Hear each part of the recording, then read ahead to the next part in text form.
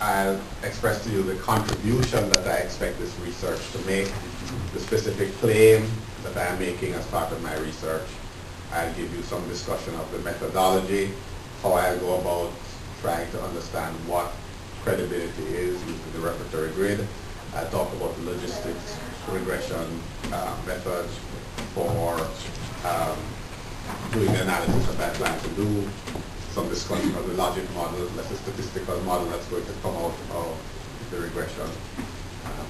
I'll talk to you about some of the things related to the kind of data that I'll be dealing with, what it looks like, how I'll go about getting it. I'll discuss some potential problems with getting that data and what the backup plans are in case one doesn't work. And then I have some simulated results. I just essentially used a random number generator and created some fake data, or I guess I should say some simulated data. And I'll walk you through the results that I would expect to get from my actual dissertation research once I have the actual data. I walk you through the process that's involved in the analysis. And then I'll talk about what I see as the potential for the future, for the research that can come out of this. I see this very definitely as a starting point, and so I want to talk to you about where I think it can go. And I'll talk to you about what my plans are for getting from here to the completed dissertation. So, a little bit about the motivation. Identity fraud is a global problem. The largest ever case of identity fraud in the USA was prosecuted successfully in 2004.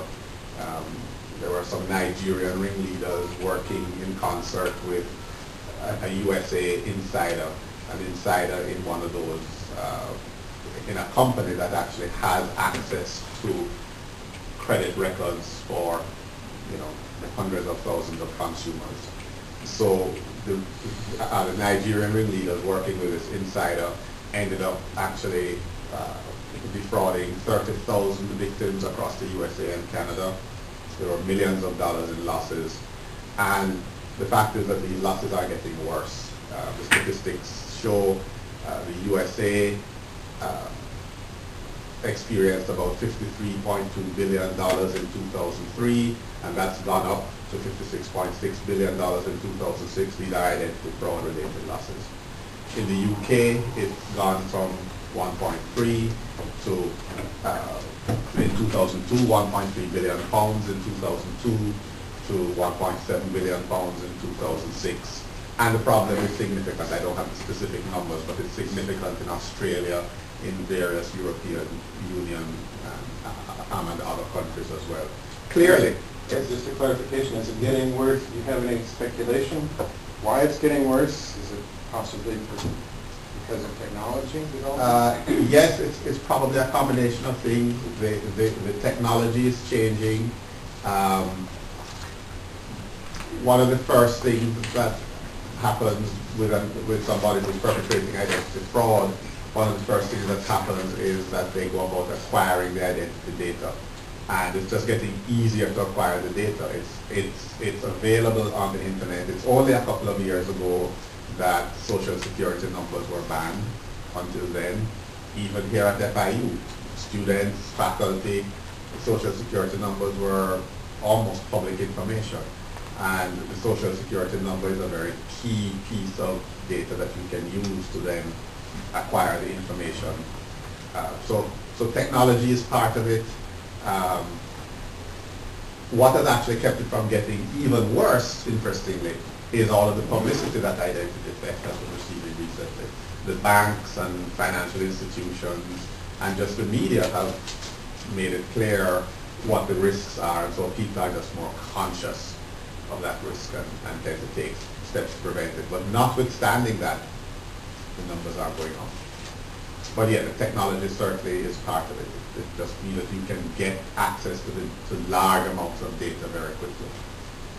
There are actually sites that are out there where people who acquire information, they post it. And you can buy an identity. You can buy an identity for about $30 on the internet. Did that answer the question you're asking?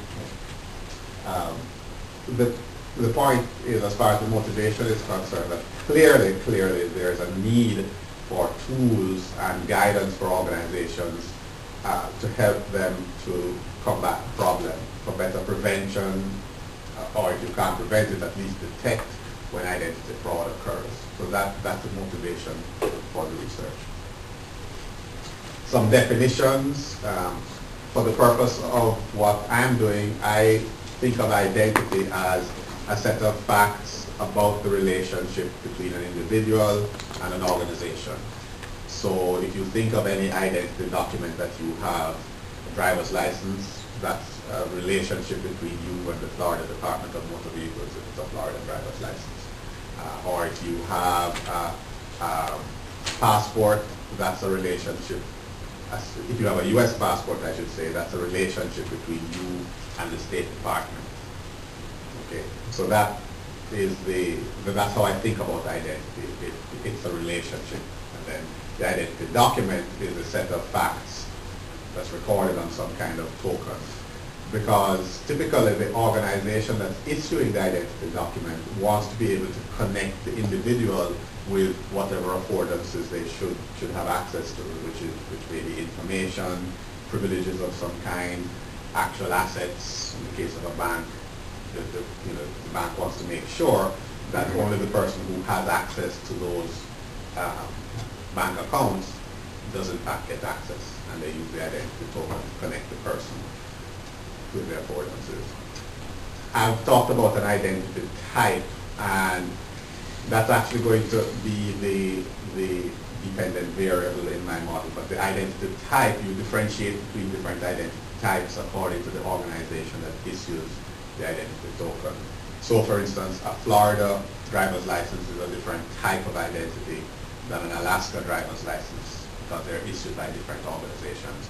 A Bank of America Visa card is different from a Washington Mutual Visa card. They're issued by different organizations. Is there a reason you don't call it identity document type? No, I'm just shortening the slide a little bit. It's a different type of identity document. I really mean identity document type here, yes. But what will happen if you have two different identity documents issued by the same organization? If I have two different identity documents issued by the same organization, it depends on the relationship. If